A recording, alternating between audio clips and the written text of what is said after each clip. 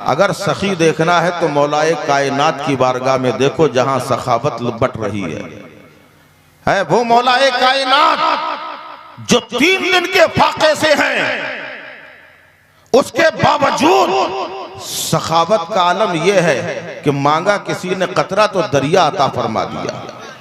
वो मौलाए कायनात 3 दिन के फाके से है। अबू जहल को पता लग गया कि आज अली 3 दिन के फाके से हैं।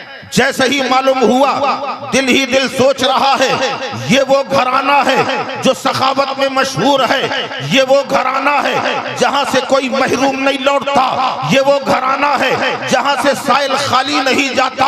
अगर आज कोई मांगने वाला आ जाए, मजा आ जाए। अभी ये सोच ही रहा था, पीछे से आवाज आई, ए सरदारे मक्का, घर में बेटी की शादी है, अगर कुछ इंतजाम हो जाए तो बेटी की शादी बहुत खूबी अंजाम पाए। जैसे ही उसने कहा, अबू जहल कहने लगा, बहुत अच्छे वक्त में आए हो। उसने फौरन हाथ फैला दिए कि लाइए अता कर दीजिए। अबू जहल ने कहा, मैं दूंगा थोड़ी। कहा फिर, कहा नाम बताऊंगा, पता बताऊंगा, एड्रेस लिखाऊंगा, वहां चले जाना, जितना मांगोगे उससे ज्यादा मिलेगा। उसने कहा कौन है? अबू जहल ने बताया, वो दरवाजा सामने है, उस घर के मालिक का नाम अली है, वहां जाके दस्ते सवाल फैलाओ, जितना मांगोगे उससे ज्यादा मिलेगा। अबू जहल ने मजाक उड़ाने की गरज से अली के पास भेजा था कि जिस अली के पास 3 दिन से खाने को नहीं है, फाका मस्ती में मुब्तला है, वो अली साइल को क्या अता करेंगे ये सोच के भेजा। जाने वाला जा रहा है, इधर अबू जहल ने बुलाना शुरू किया। अबू जहल ने बुलाया, उतबा तुम भी आओ, शैबा तुम भी आओ, अबू लहब तुम भी आओ। अपने जैसे काफिरों को इकट्ठा कर लिया कि जब अली के दरवाजे से साइल वापस आएगा हमें मजाक उड़ाने का मौका मिलेगा। ये ख्याल करके सबको इकट्ठा किया। यहाँ साइल ने जाकर मौला अली का दरवाजा बजाया।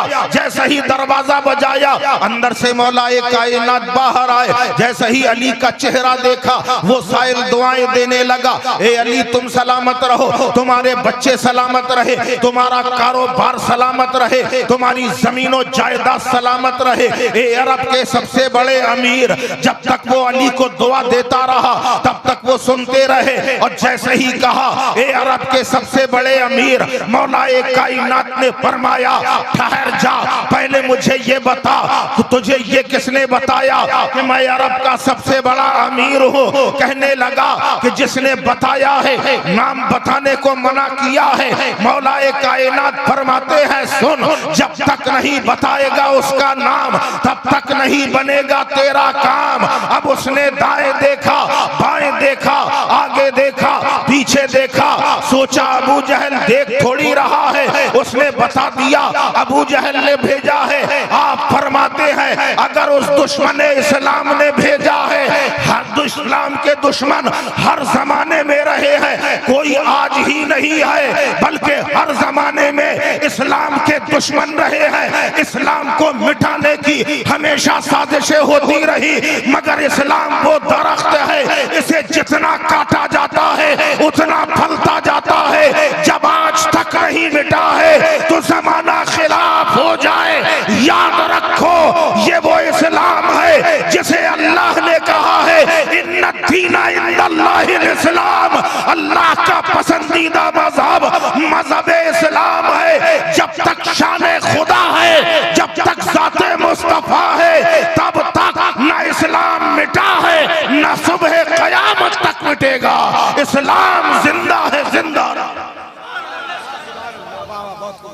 ये वो मजहब इस्लाम है जिसमें हजरत आदम की आदमियत है, जिसमें हजरत नूह की नजाबत है, जिसमें इब्राहिम की खुल्लत है, जिसमें इस्माइल का ईसार है, जिसमें मूसा का जलाल है, जिसमें ईसा का कमाल है, और जिसमें रसूल पाक के नवासों की कुर्बानियां है।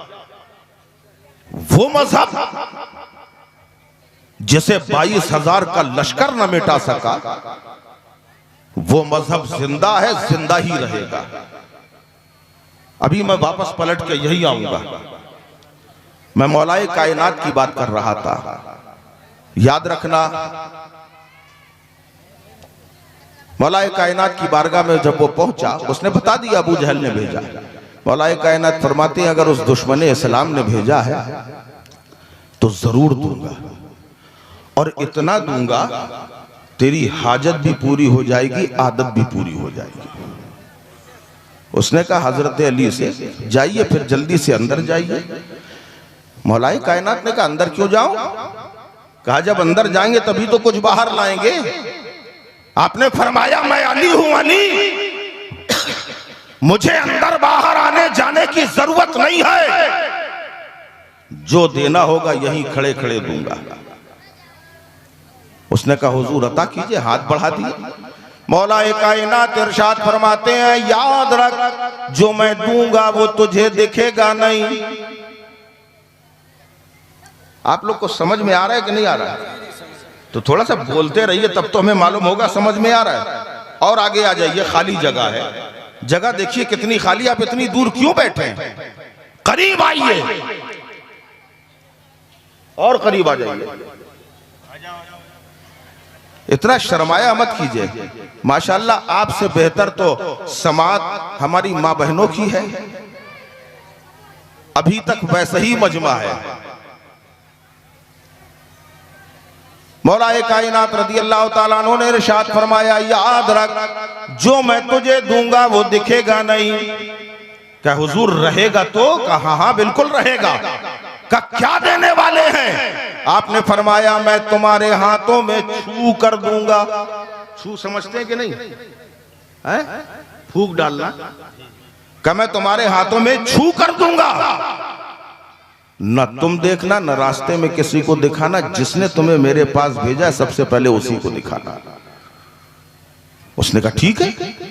मौलाए कायनात ने आंखें बंद करी, कुछ पढ़ा, लब हिल रहे हैं, मौलाए कायनात पढ़ रहे हैं। पढ़ने के बाद आपने उसके हाथों में छू कर दिया, फरमाया मुट्ठी बंद कर ले।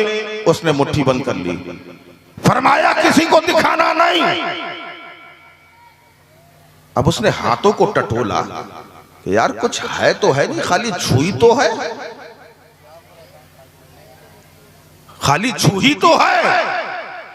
मसल मसल के देखा कुछ है का नहीं है, चल दिया। अकीदा था कि दिया है तो कुछ होगा, तो चल दिया, आगे बढ़ गया। दूर अबू जहल ने दूर से देखा, कहने लगा कुछ मिला? साहिल ने कहा हाँ मिला। अकीदत की बुनियाद पे कह दिया हाँ मिला।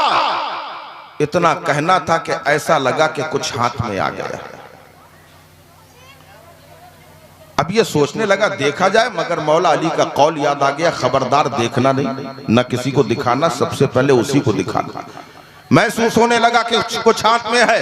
पूछा क्या मिला? कहा मुझे भी नहीं मालूम क्या मिला।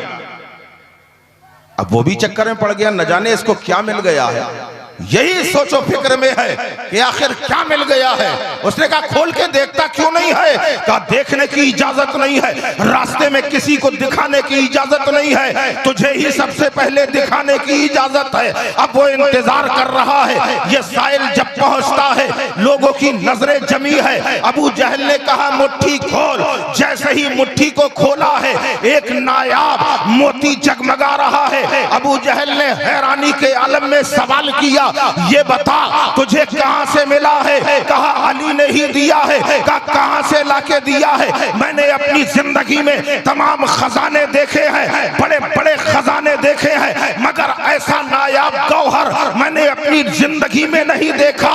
ये बता अली ने कहां से लाके दिया है? खेत से लाके दिया, खलियान से लाके दिया, जमीन से लाके दिया, मकान से लाके दिया, या दुकान से लाके दिया? उस साहिल ने कहा सुन, जहां तक मेरे देखने का सवाल है तो ना अली ने जमीन से लाके दिया, ना मकान से लाके दिया, ना खेत से लाके दिया, ना खलियान से लाके दिया, ना दुकान से लाके दिया, बल्कि खुदा की कसम हैदर कर्रार ने ये मोती मुझे अपनी जबान से अता किया